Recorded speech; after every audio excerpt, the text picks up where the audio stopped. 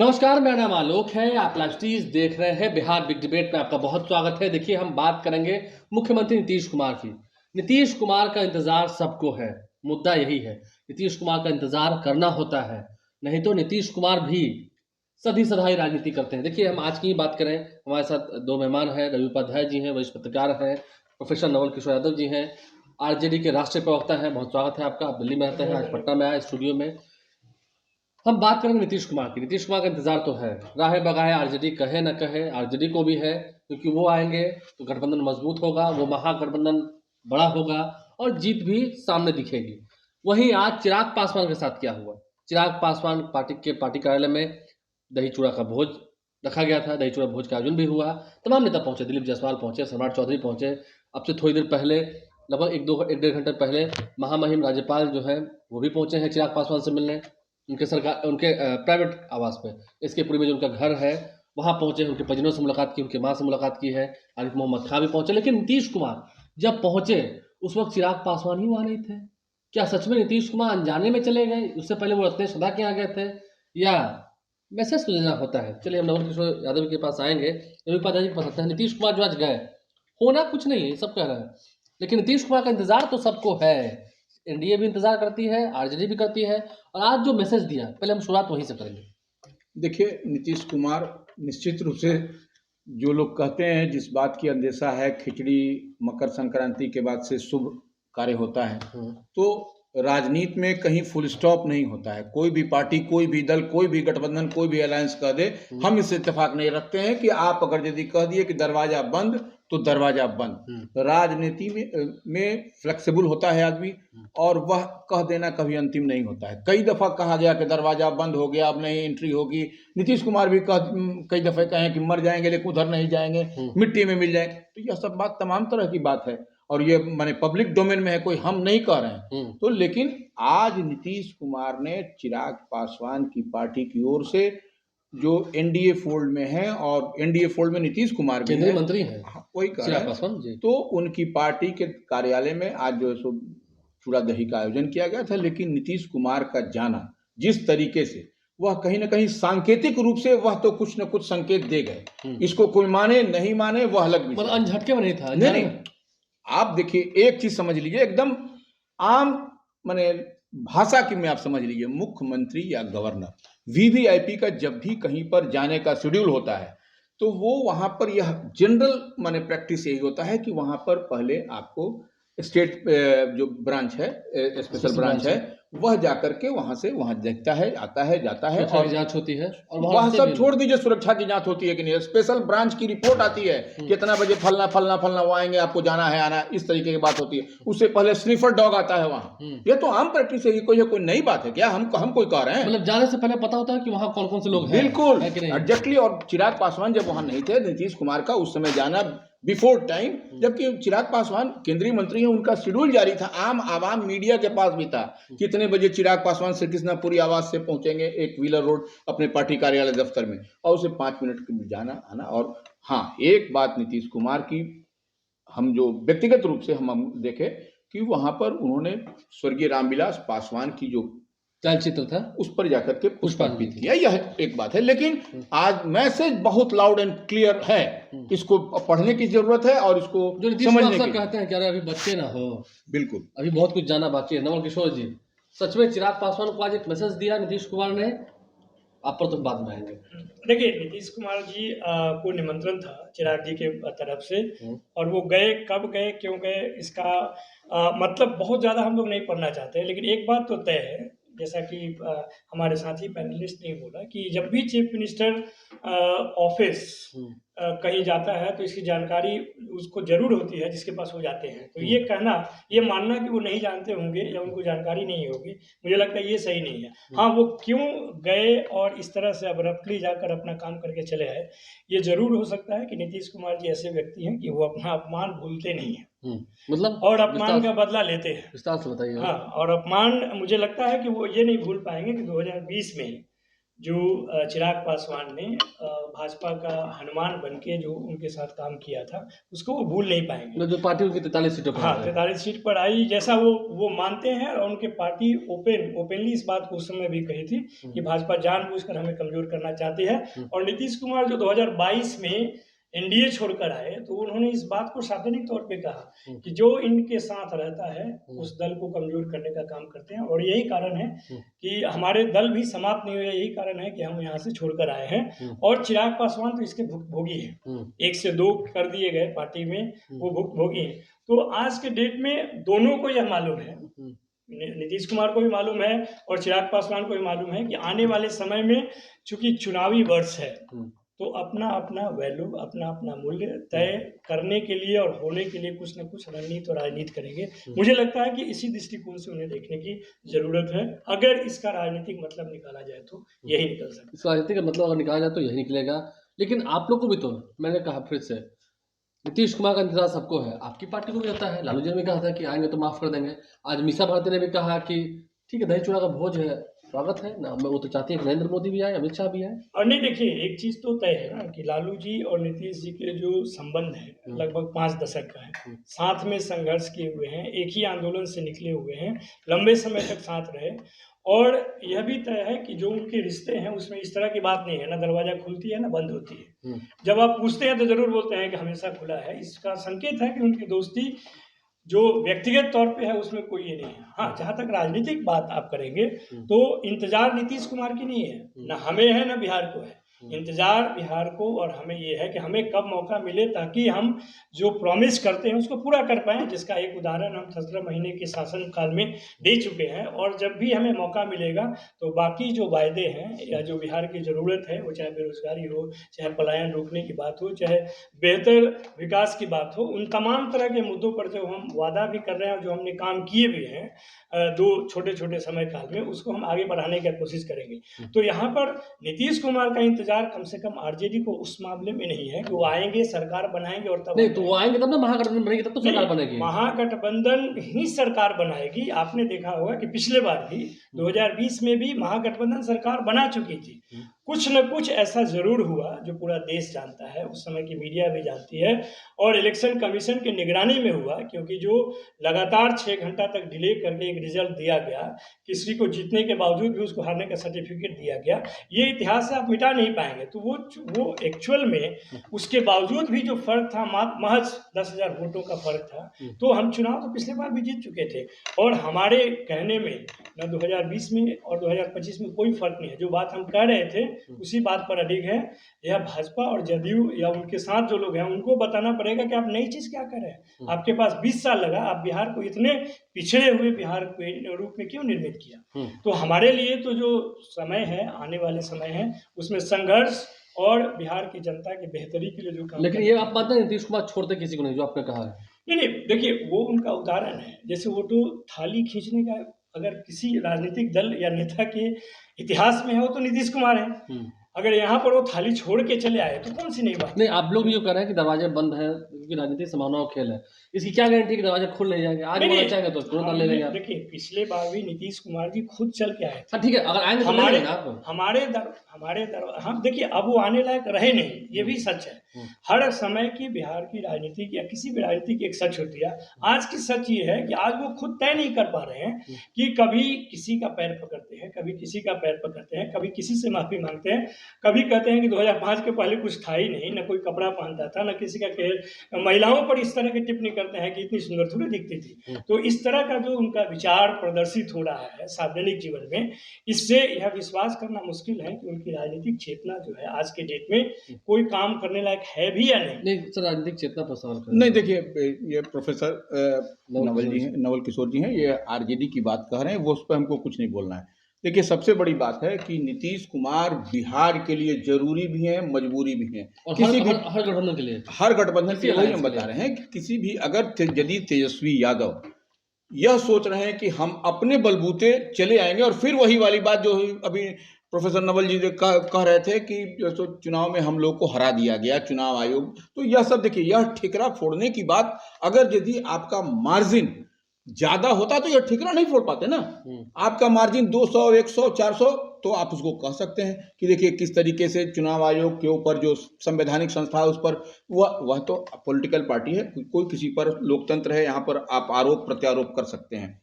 लेकिन आप जैसे देखिएगा, आप बीते दिन जो चुनाव हुआ बिहार में 4 सीट पर विधानसभा के उपचुनाव के नतीजे है, उसमें क्या हुआ, और वो भी छोड़ दीजिए, लोकसभा का 2024 में ही चुनाव हुआ, उसमें क्या हुआ, नीतीश कुमार की चमक और धमक बरकरार है, तभी 12 सीट पर नीतीश कुमार भारतीय जनता पार्टी से कम सीट पर चुनाव लड़ी और 12 का 12 उनका स्ट्राइक रेट रहा। यह तो सबसे बड़ी बात है। और आरजेडी देखिए, थोड़ा सा जो मुगालते में रह करके नहीं बोलनी चाहिए हमें, लेकिन जिस तरीके से वह सोचते हैं वैसे नहीं। लालू प्रसाद यादव, देखिए ठीक बात है कि लालू प्रसाद यादव की अगर यदि चले तो वह फिर से वह नए समीकरण देखिए। और एक आप उसको भी छोड़ दीजिए, आप ऐसे चलिए ना, बीते दिन आपके बिहार में जातीय गणना हुआ, उसमें यादव का परसेंटेज क्या है, ये हम नहीं कर रहे हैं, ऑन रिकॉर्ड 14.5%, 14.26% ये है संख्या। और मुस्लिम का जोड़ लीजिए तो MY समीकरण की बात करते हैं, A to Z की बात करते हैं। A to Z आपके पास में है क्या?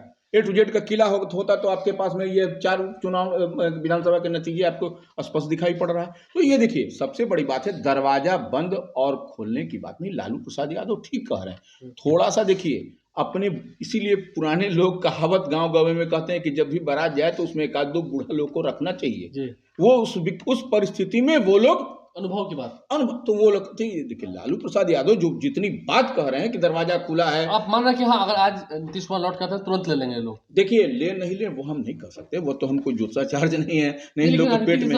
लेकिन अगर यदि राजनीतिक समीकरण को आप देखिएगा तो बगैर नीतीश कुमार के, इस बात को मानिए नहीं मानिए, हो सकता है हम गलत बोल रहे हैं तो हमारी बात को प्रोफेसर नवल किशोर जी बोलेंगे नहीं, लेकिन हम जहां तक देख और समझ पा रहे हैं, अगर यदि नीतीश कुमार आएंगे तो निश्चित रूप से आपको महागठबंधन जो दिखाई पड़ रहा है वो उससे बेहतर परफॉर्म करेगा, उसमें कहीं कोई दो मत नहीं। दो मतलब एक छोटा सवाल आप सवाल लेते हैं, जो इन्होंने कहा अभी कि जो 43 सीटों पर नीतीश कुमार की पार्टी आ गई, ये टीस होता है, दिल में टीस मारते रहता है, टीस मार रहा है आज भी नीतीश कुमार को, बात तो है ना? देखिए निश्चित रूप से नीतीश कुमार, उसकी वजह तो चिराग पासवान ही है। देखिए अब ये उसकी वजह चिराग पासवान, निश्चित रूप से उस समय का सिनेरियो, अगर पॉलिटिकल सिनेरियो देखिएगा तो वह निश्चित रूप से उस समय लोक जनशक्ति पार्टी एकीकृत थी, वो अलग अलग नहीं थी उस समय, खंडों में नहीं बटी हुई थी। हाँ, तो वो एकीकृत थी और उस समय निश्चित रूप से चिराग पासवान ने हर सीट पर जेडीयू के ही हर सीट पर दिया, तो वो तो स्पष्ट दिखाई पड़ता है कि क्या हुआ था। पासवान के चलते ही जेडीयू की हार, निश्चित रूप से वह चलते ही आरजेडी को फायदा हुआ, स्पष्ट दिखाई पड़ता है। आप देखिए सब सीट का उठा करके, उसके बावजूद इन लोगों का यह कहना, यह आरोप लगाना कि चुनाव आयोग ने हरवाया और कम बेस से सरकार, तो वो ऐसे नहीं चलता, वैसे नहीं चलता है। आप देखिए 2-3 बात एकदम स्पष्ट नहीं, ये आप मान रहे हैं, आपने भी कहा कि नीतीश कुमार का जो हाल हुआ चिराग पासवान के चलते हुआ, नरेंद्र मोदी का अनुमान, ठीक है, उनको नुकसान पहुंचा है, उससे आपको फायदा हो गया था ना? नहीं, देखिए हमें फायदा उससे हुआ, ये आप किस आधार पे कह सकते हैं? हमें जो नुकसान हुआ, नहीं उनको नुकसान हुआ, उनका वोट किसने काटा? चिराग पासवान ने काटा। जो देखिए मल्टी पार्टी सिस्टम में ये तो आप तय नहीं कर सकते हैं, इंडिपेंडेंट भी वोट काट सकते हैं, चिराग पासवान की जरूरत नहीं है। इन नीतियों के साथ, नीतीश कुमार के नीतियों के साथ अगर किसी को विश्वास नहीं होगा, मैदान में होगा। और आप बोल रहे हैं कि बाई इलेक्शन की बात करें, बाई इलेक्शन में नीतीश कुमार ने कौन सा चुनाव में जाकर प्रचार किया था? अभी जो इलेक्शन में क्या हुआ, जब एनडीए साथ थी तो चारों सीटों पर तो जीत गई। एनडीए साथ थी, लेकिन नीतीश कुमार पर कोई कैसे भरोसा, बात ही नहीं कर पा रहे हैं किसी मुद्दे, कौन से मुद्दे पे बात तो नहीं है, क्या बोलते क्या है, वो चले जाते हैं इतिहास में कि वो कहाँ बता पा रहे हैं कि इतने पुलिया जो गिरे, जो ब्रिज गिरे, उसका जिम्मेदार कौन है? सृजन पे कभी कहाँ बात करते हैं कि उसमें क्या हुआ? Muzaffarpur shelter home rape case पे कहाँ बात करते हैं उसमें क्या हुआ? तमाम तरह के भ्रष्टाचार के आरोप लग रहे हैं। आज के डेट में कोई सेवानिवृत्त अधिकारी पे भी आरोप लग रहे हैं और वो पूरा बिहार में चर्चा का विषय बना है, कहाँ कुछ बोल पा रहे हैं? आज जो सबको ही जानता है पूरा बिहार में कि नीतीश कुमार शासन करने के लायक नहीं है। ये चल रहा है इसलिए कि उनके साथ में बीजेपी है, उनके साथ में एक अधिकारियों का समूह है, उनके साथ में कुछ नेताओं का जो स्वयं हित साधना चाहते हैं, उनका कोई इंटरेस्ट है। नीतीश कुमार अगर स्वयं राजनीतिक सोच, उनकी दृष्टि, राजनीतिक सोच या चेतना मजबूत रहती तो कुछ ना कुछ निर्णय तो लेते ना। ऐसा कैसे हो सकता है कि जो भारतीय जनता पार्टी उनके लिए एकदम खराब थी और जिन मुद्दों पे वो बाहर आए थे, बिना कारण बताए उसके पास चले गए। ये तो बात सच है ना कि जब गए तो कारण भी नहीं बताए और लोगों को क्या कारण था, क्या नहीं, लोगों के पास जो सार्वजनिक पटल पे है कि कुछ अधिकारी जो उनके नजदीक थे, वो उसको उस पर या उसके माध्यम से भाजपा ने दबाव बनाया। कुछ नेता जो उनके रिश्तेदार पे चला। नहीं नवल जी ठीक बोल रहे हैं आप। देखिए पार्टी के आप ओहदे पर हैं तो निश्चित रूप से पार्टी लाइन पर आरजेडी ही की बात बोलेंगे। आप मजबूती से रखिएगा, इसमें कहीं कोई दो मत नहीं। लेकिन वही अधिकारी सेम सेटअप जब तेजस्वी यादव थे 17 महीने के कार्यकाल में डिप्टी सीएम थे तो वही सेटअप था, वही चीफ मिनिस्टर थे, तो वो उस समय सारे अधिकारी ठीक थे। ये देखिए हम नहीं कह रहे हैं, ये जनता जानना चाहती है। ये बात आप जो कह रहे हैं ना बिल्कुल सही बोल रहे हैं, लेकिन जब आरजेडी साथ रहता है तो अधिकारियों की हिम्मत उतनी नहीं होती है जितना भाजपा के साथ है, क्योंकि भाजपा को केवल फायदा चाहिए।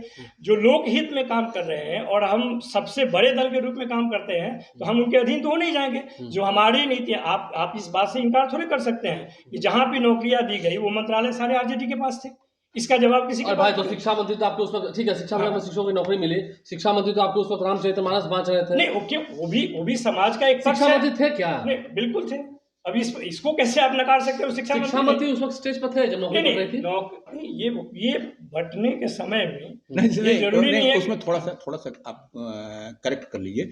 आप ये समय आप शिक्षा मंत्री उस समय जब के पाठक सीएस हुआ करते तो विवाद चल रहा था, वो ऑफिस जा ही नहीं रहते, या तो पब्लिक डोमेन में, या हमको आपको कहने की आवश्यकता नहीं है। वो देखिए जो पार्लियामेंट्री सिस्टम का अपना सेटअप है उसमें ये जाहिर है, ये पूरा सर्वविदित है कि जो कैबिनेट के मुखिया हैं वो मुख्यमंत्री ही हैं। मंत्री जो है chief minister first among equal है, लेकिन मंत्री अपनी बात, अपना जो उसका डिसेंट है वो नहीं जाकर दिखा रहे हैं। अगर कोई अधिकारी बात नहीं मान रहा है तो उसके लिए जिम्मेदार कौन है?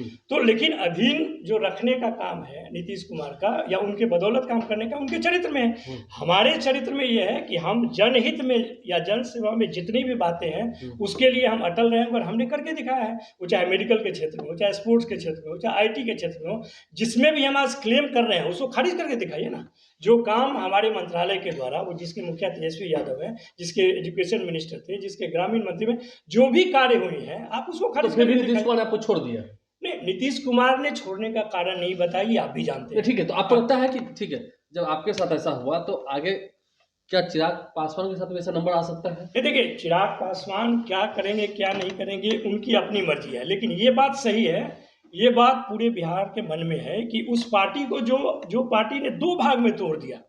एक समय में चिराग पासवान न घर के न घाट के कहीं नहीं थे। वो कैसे वो भूले या दबाव में है, ये सवाल तो हमेशा रहेगा। ऐसा तो हो नहीं है कि भाई चाहे हमको आप 10 थप्पड़ मारिए फिर भी आपका हम प्रशंसा करते रहे। एक कहावत भी है रहीमन धागा आप एक सेकेंड, आप बोल रहे थे कि बारात में बुजुर्गों को ले जाना चाहिए। यही हिंदू परंपरा में कहा जाता है, एक उम्र के बाद बुजुर्ग का बात नहीं मानना चाहिए, क्योंकि ये विश्वास नहीं किया जा सकता वो सही बोल रहे हैं गलत बोल रहे हैं। ये कहा भी गया रहीमन धागा प्रेम का मत तोड़ो चटकाए, जोड़े से फिर ना जुटे जुड़ी गांठ पड़ जाए।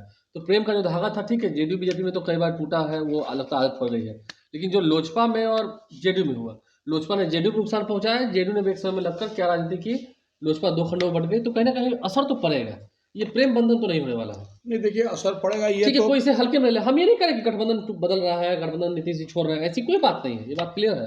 देखिए अब गठबंधन इधर से उधर, लेकिन वहां भी वो रखेंगे तो औकात में। लेकिन एक चीज समझ लीजिए, नीतीश कुमार की आज की जो दही चूड़ा में जो उन्होंने सांकेतिक रूप से एक मैसेज दिया है, नीतीश कुमार को समझना कठिन है, इस बात को समझिए। ये हम कह रहे हैं कि देखिए नीतीश कुमार जो मैसेज देना चाहते हैं वो कैसे इंटेलिजेंटली, कितनी माने तीक्ष्णता के साथ, कितनी माने बुद्धिजीविता के साथ वो मैसेज देते हैं, इसको समझने की जरूरत है और इसी को डिकोड करने की आवश्यकता है। देखिए हम और आप किसी बात को जो कहते हैं वह हम लोग डिकोड करते हैं, वह चीज को जो घटनाक्रम है उसको हम लोग एक साथ मिला के करते हैं। ऐसे हम लोग कोई अंतर्यामी तो है नहीं, लेकिन वही जो दिखाई पड़ रहा है उसी को हम लोगों के बीच परोसते हैं, लाइव सिटीज के व्यूअर्स को बताते हैं। ये आपको लगता है नीतीश कुमार पर भरोसा हो गया है, ठीक है, लेकिन चिराग पासवान के साथ फिर हम वो कह रहे हैं, ये घटना कोई, ये तो आप माने ना कि कोई आम घटना तो नहीं है जो आज घटना घटित हुई है। नहीं देखिए आप सभी लोग गए, दिलीप जायसवाल गए, सम्राट चौधरी गए, अशोक चौधरी भी गए थे। निश्चित रूप से हम मान लीजिए अगर यदि हमको जाना है किसी,